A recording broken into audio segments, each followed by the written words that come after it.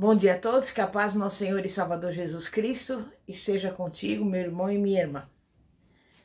A mensagem de hoje tem como tema atraindo a atenção de Deus. E nós vamos abrir a palavra de Deus no Salmo 101, versículo 6, que diz assim: Os meus olhos procurarão os fiéis da terra, para que estejam comigo. O que anda no caminho reto, esse me servirá. E eu digo a você, a respeito, para iniciar, da fidelidade e da integridade. Porque a fidelidade, entre outras virtudes, é algo que atrai a atração de Deus. Mas o que é a fidelidade? É a característica de quem tem bom caráter, é fiel, demonstra respeito por alguém e pelo compromisso assumido com outrem. É sinônimo de lealdade. Fiel é aquele que cumpre aquilo a que se obrigou. A fidelidade a Deus está sustentada em 4 pilares. E nós podemos ver isso na vida de Noé, que deu um dos maiores exemplos de fidelidade na Bíblia. Em Gênesis 6:9, é dito que Noé era varão justo em toda a sua geração. Você sabe o que isso significa? Que Noé era íntegro, tinha bom caráter, era um modelo de retidão e de fidelidade a Deus para a sua geração. O primeiro pilar da fidelidade é ter uma vida reta, íntegra. Em Filipenses, capítulo 2, no versículo 12, segunda parte até o 16, Paulo exorta a igreja: operai a vossa salvação com temor e tremor, porque Deus é o que opera em vós tanto querer como o efetuar, segundo a sua boa vontade. Fazei todas as coisas sem murmurações, nem contendas, para que sejais irrepreensíveis e sinceros, filhos de Deus, inculpáveis no meio de uma geração corrompida e perversa, entre a qual resplandeceis como astros no mundo, retendo a palavra da vida, para que no dia de Cristo possa gloriar-me de não ter corrido nem trabalhado em vão. A fidelidade a Deus é sustentada pela integridade. Veja, por exemplo, o que diz Provérbios 3, versículos 3 e 4. Não te desamparem a benignidade e a fidelidade. Ata-as ao teu pescoço, escreve-as na tábua do teu coração, e achando graça e bom entendimento aos olhos de Deus e aos homens. Temos também a retidão. Justiça é qualidade de quem age em conformidade com o que é certo e justo. Retidão é a característica de quem segue, sem desvios, a direção indicada pelo senso de justiça, pela equidade. Em meio à violência e à depravação moral da sua geração, Noé não se corrompeu e nem se contaminou. Ele permaneceu íntegro e achou graça aos olhos do Senhor, o que resultou em salvação. O Senhor revelou a Noé que a terra seria destruída com um grande dilúvio. Instruiu-o a construir uma arca para salvar-se das águas e ser um pregoeiro da justiça. E nós vemos também outra característica de Noé que atraiu a atenção de Deus em relação a ele e que pode ser constatada em Gênesis 6, versículo 22. Assim fez Noé, conforme tudo que Deus lhe mandou, assim o fez. E essa característica é a obediência. Noé não obedeceu ao Senhor em alguns aspectos, ele acatou integralmente a vontade e as instruções de Deus. A fidelidade a Deus é sustentada pela obediência a Ele e às suas leis. Se alguém não obedece ao Senhor, não pode ser fiel a Ele. E se não é fiel a Ele, não se preocupará em lhe obedecer. E, consequentemente, não atrairá a atenção especial de Deus e não será abençoado. A retidão, o temor ao Senhor e o nosso esforço por obedecer-lhe agradam a Deus e fazem-no voltar o seu olhar para nós. Temos também a santidade, que implica a distância do pecado e consagração a Deus. O pecado é como um muro que faz separação entre nós e Deus. Santo é quem possui uma vida separada para uso exclusivo de Deus, quem observa os mandamentos do Senhor, quem está morto para o mundo, mas vivo para Deus. Viver em santidade é viver afastado do pecado. Seja santo em toda a sua maneira de viver, e o Senhor saberá recompensá-lo. Temos também a fé. A fé que Noé tinha em Deus fez com que ele cresce na revelação do Senhor de que destruiria a terra. Mas Noé não apenas creu, ele agiu em conformidade com essa crença, construindo a arca e abrigando-se nela com a sua família. E como resultado, ele foi salvo e recebeu de Deus a aprovação que vem por meio da fé. Como está escrito em Hebreus 11, versículo 1. Ora, a fé é a certeza das coisas que se esperam e a convicção das coisas que não se veem. A fé atrai a atenção de Deus, porque ela requer a nossa confiança absoluta no caráter fiel e imutável do único e verdadeiro Deus, que é amor e trabalha a favor dos que nele esperam. Quem espera algo do Senhor precisa crer na sua existência e aproximar-se dele com a confiança de que ele é bom e terá prazer em ouvir a nossa causa, a nossa petição. Tiago ensinou que o que duvida é semelhante à onda do mar, que é levada pelo vento e lançada de uma para outra parte. Não pense tal homem que receberá do Senhor alguma coisa.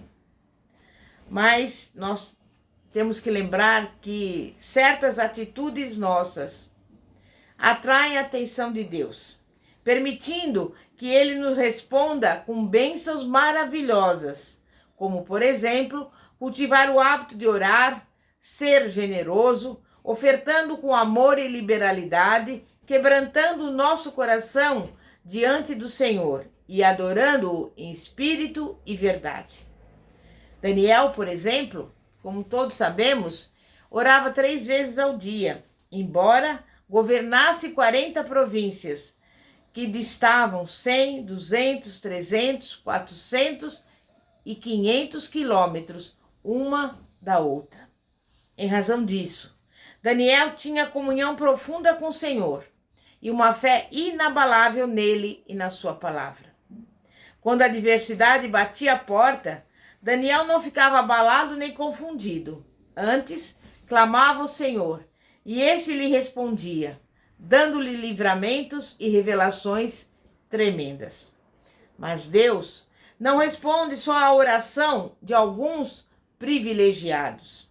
Em Atos 10, versículo 4, é dito que, embora Cornélio fosse um gentil, pelas suas constantes orações e pelas esmolas que dava aos pobres, ele atraiu a atenção de Deus, que enviou Pedro à casa de Cornélio para falar-lhe das boas novas de salvação em Cristo.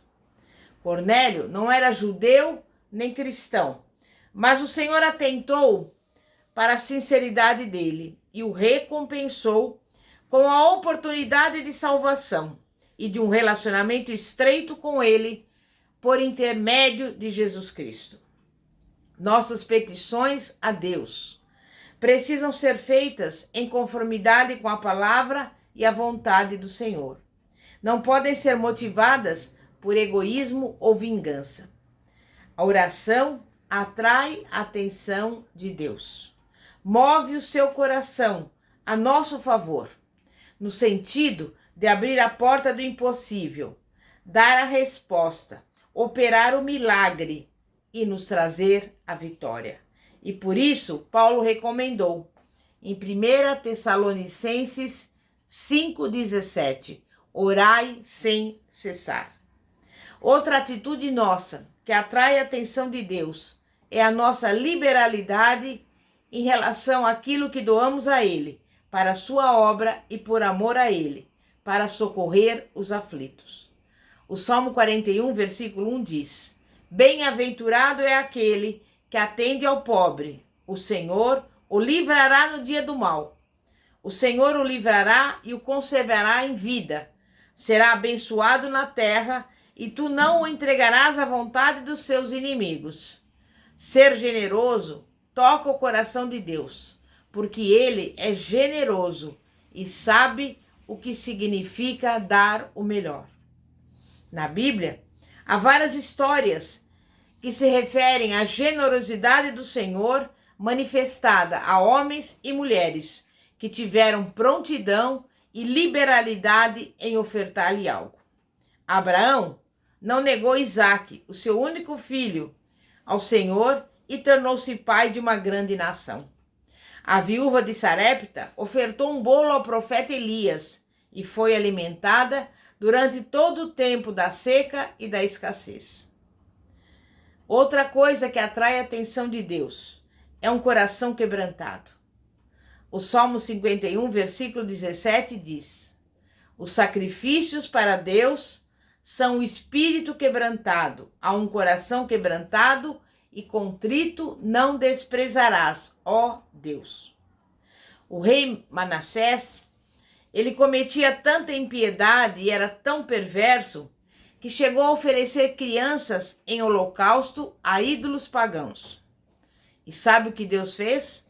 Levantou a Síria, uma nação inimiga, para invadir Israel e levar cativo aquele rei. Manassés foi preso com grilhões e posto no cárcere inferior. Ali, ele se arrependeu e se humilhou muito diante do Senhor. Reconheceu que o Senhor era Deus.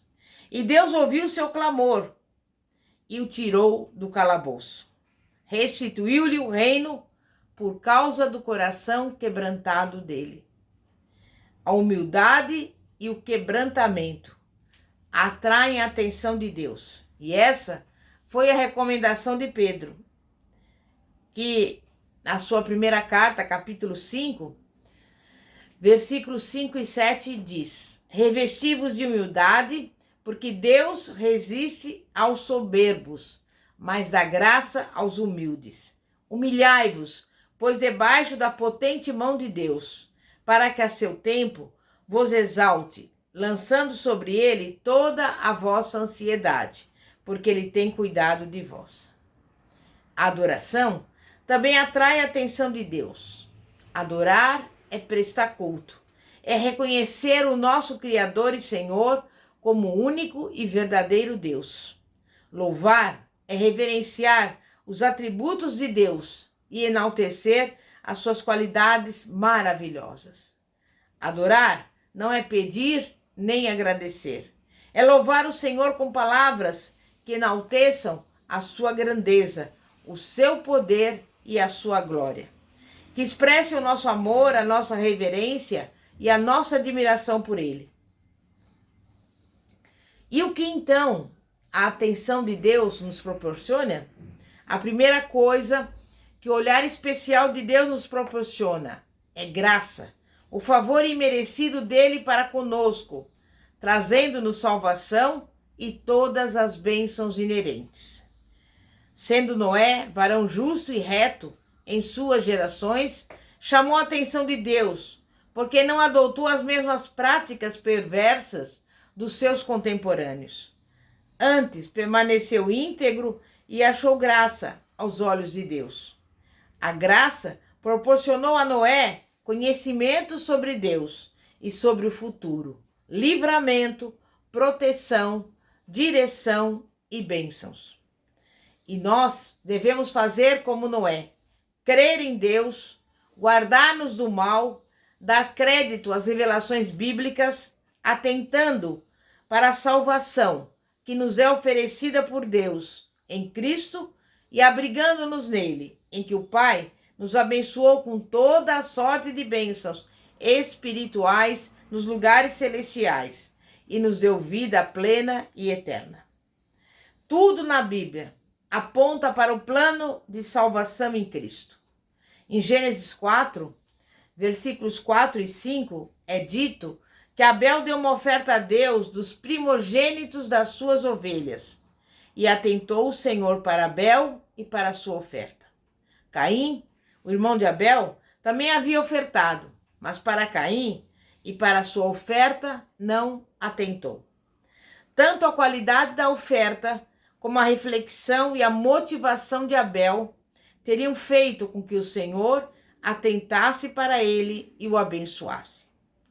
É assim que ao longo de cada livro bíblico, Deus vai descortinando seu plano de salvação para a humanidade e revelando-nos vários aspectos do seu Filho amado, que é o bom pastor que cuida das ovelhas e as conduz em segurança a pastos verdejantes. O servo sofredor, o cordeiro que tira o pecado do mundo, o sumo sacerdote perfeito e eterno, o Rei dos reis, o Senhor dos senhores, a quem ele sujeitou todas as coisas que estão no céu e na terra.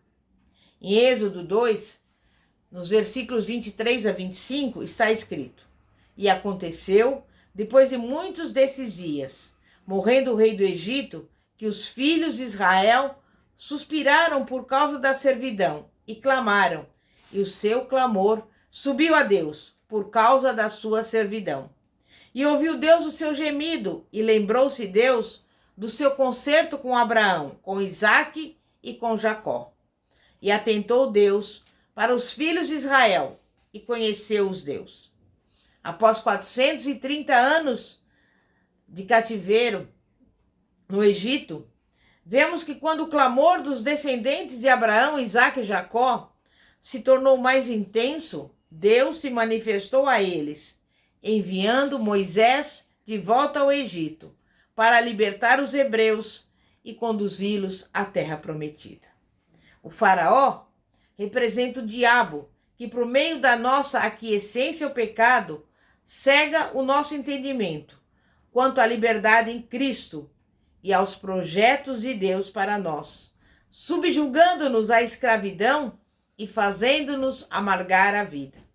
O Egito simboliza o mundo, o sistema desigual e maligno comandado por Satanás.